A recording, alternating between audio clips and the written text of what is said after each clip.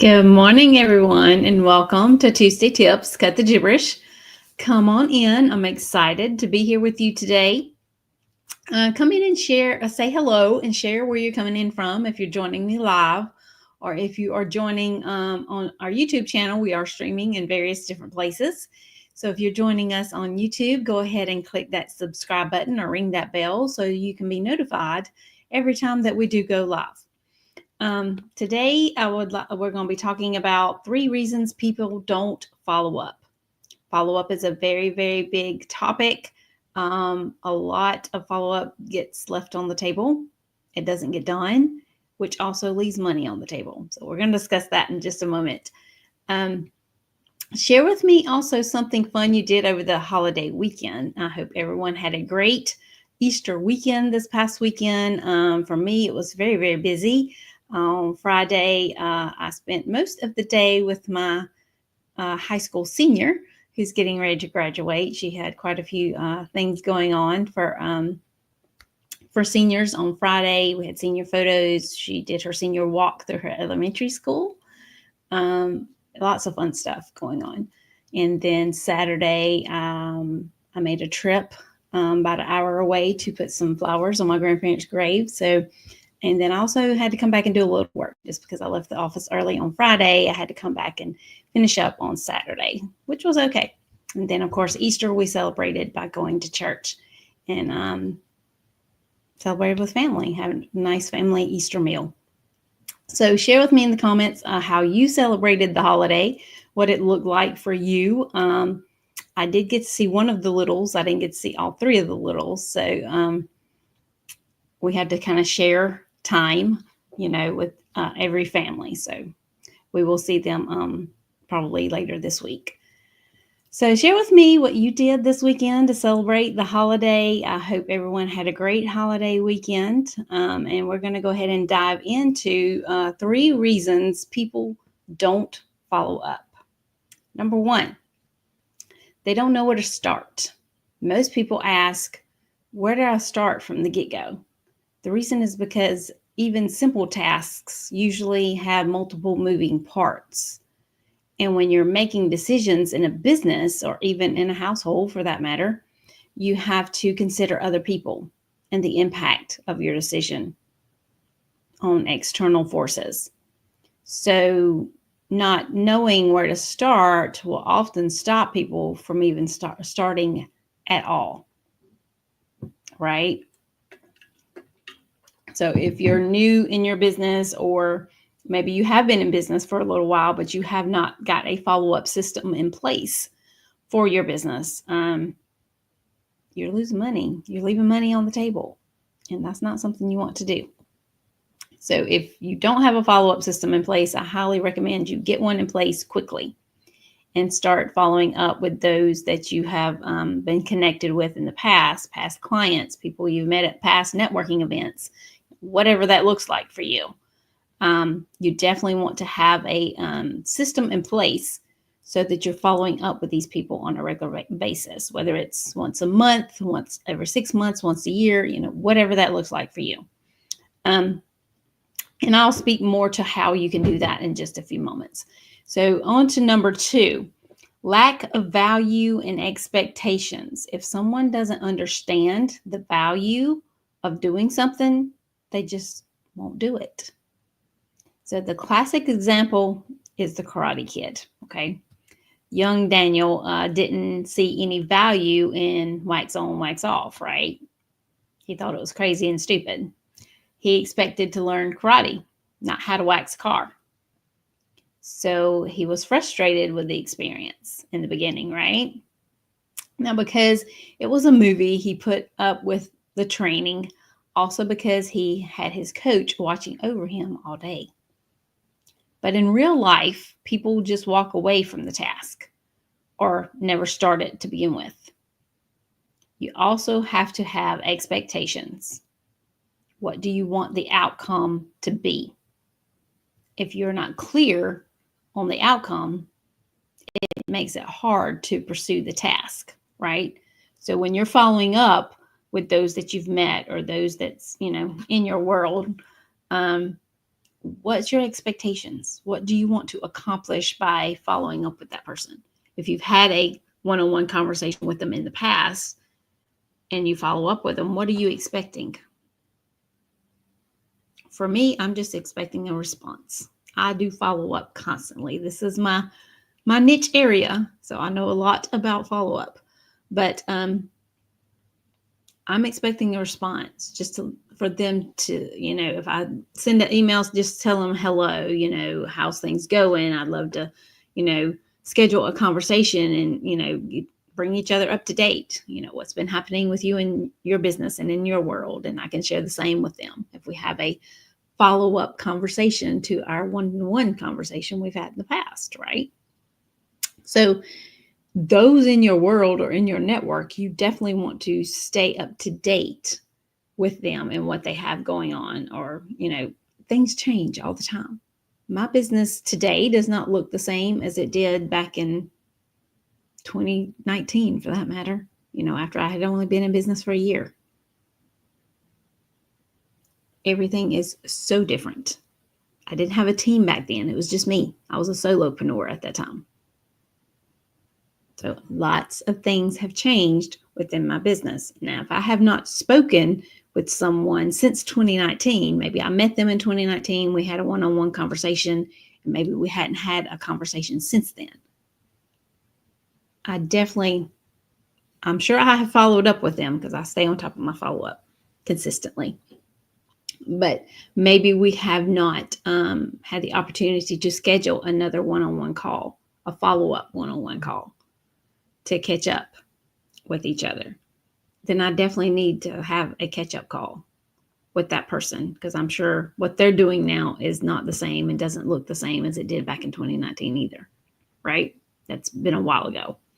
So you definitely want to stay up to date with those. I mean, because the conversation you had in the beginning, yes, y'all learned how to, what needed to take place for y'all to support each other. But with the way things change, you might not can support them in that same way now. It may be you can support them in a different way, but you need to know what that way is, right? So you need to learn that in that conversation. Moving on. Number 3, not enough time. This is one of the root causes, and I see this a lot.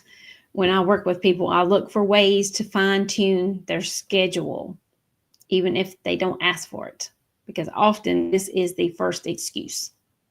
I don't have enough time.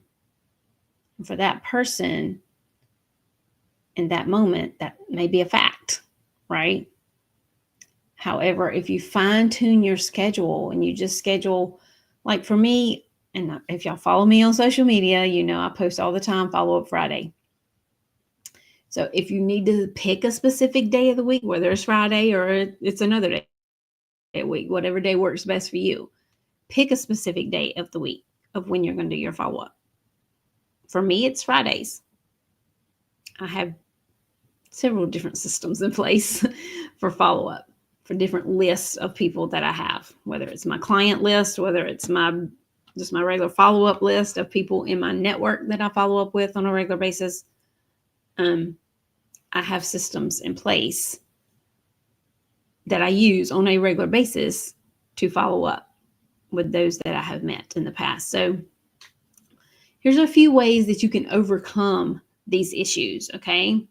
Number 1, make sure you set clear goals and objectives for each task that you take on, okay? Number 2, if assigning the task to someone else, make sure they understand the task. Don't ask them if they understand. Ask them to explain it back to you. You can delegate your follow-up if you need to. If you think you're not going to be able to get to it, or, whatever the case may be, that is definitely a task that you can delegate to someone else to do for you, okay? Number 3, have a clear starting point and milestones. Getting started is the hardest part. It really, really is. Once you get started or have someone get started for you, it's much easier to direct them in the way you want them to go with your follow-up. It also gets them involved, and it's hard to quit once you invest your time into something, right? Number 4, get them involved in the creative process, creating your follow-up process. Maybe you and that person can do it together and get it set up the way it needs to be set up for your business, right? If you want someone enrolled in the process and to take ownership of it, get them to help create it, right? Number 5, get clear on the value that this task is going to bring, okay? Attach it to goals and dreams and how this task plays a pivotal role in accomplishing those goals and dreams. Because guys, like I said, if you don't have a follow-up system in place, you haven't been doing this in the past, you're losing money. You really, really are, because the people you've met in the past that maybe have been a part of your network, part of your world, whatever, maybe even a past client or customer that you've worked with in the past, they're not going to remember you. You have to stay in front of them, whether it's through your follow-up system, whether it's maybe through a newsletter, maybe it's a past client you've worked with in the past, and right now y'all are not working together, but you did get them on your email newsletter list while you were working with them. Then they're still seeing what you have going on. If you're putting all that information in your newsletter, which you should. That's a different topic for a different day. But yes, if they're getting your email newsletter, then they're seeing exactly what you still have going on in your business. So that's important. If they don't get that newsletter, following up with them on a regular basis is also important, whether it's a phone call, a text, an email, whatever that looks like for you. You can do follow-up in various different ways, or send them a snail mail, just checking in. Send them a card. You'd be surprised the responses you get from a physical card in the mail. That's one of my favorite ways to follow up. And if you're in my world, you know that because you've probably received a card from me. So set up whatever way works best for you and your business and those that you are connected to, okay? Moving on. Number 6, set expectations, not just for the follow-up, but what you expect will come from it long and short term, okay? Like, I've been in business since 2018, guys. I've got a lot of people on my follow-up list because I have come in contact and I have met numerous, and I mean numerous of people since I started my business in 2018. I still follow up with those that I met back in 2018 and 2019 and try to get on their calendar for a call to kind of catch up, because I know their business probably looks a whole lot different than it did when we first met, just as mine does, right? So moving on. Number 7, be clear how important this is. If you need to make a list of other things going on, say this week, and rank where this falls or lands on the list, so that helps you know how important it is. And a suggestion, I'd make it 1, 2, or 3 within the first 3 on your list, especially if you don't have a follow-up system already and this is not something that you have been doing on a regular basis. The follow-up needs to be one of the top 3 on your list. It needs to get done. A system needs to be put in place, whether you do the follow-up or whether you delegate it out to someone and let someone else do it for you. If you have questions about setting up a follow-up system, or what that might look like for you and your business, let's have a conversation. I'll be happy to talk to you about it and help you figure out the best system to implement for your business. So if you want to learn more about how to stay in touch, how to build power partners, how networking can influence your business and help you grow your business, I invite you to join the Networking Method Launchpad. We start, tomorrow is our first day. Wednesday, April 23rd is the very first day of the Networking Method Launchpad. I invite you to sign up for it. You do need to sign up in order to participate because everything is going to be happening in a private Facebook group. So when you sign up, you are invited to join that specific group where everything is going to be taking place. You don't want to miss this. There's a lot going on. On day one, we're going to be talking about exactly what networking is. And that's big. It's huge. It really, really is huge. So a lot of good stuff is going to be shared. There's going to be homework involved. There's going to be prizes involved. There's going to be bonuses involved.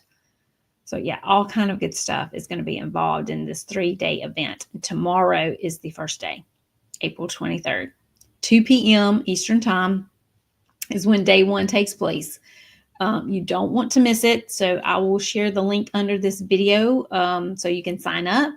Because like I said, you do have to sign up in order to participate because it all takes place in a private group. And if you're not in that private group, you're not going to be able to participate in anything or learn from it. So please do go ahead and sign up for this. And I hope to see you tomorrow. And again, if you have any questions about what I shared about follow-up today, let's have a conversation. I'll be happy to explain it further or help you figure out the best follow-up system to put in place for your business. Hope everyone has a great week, and I will see you again soon.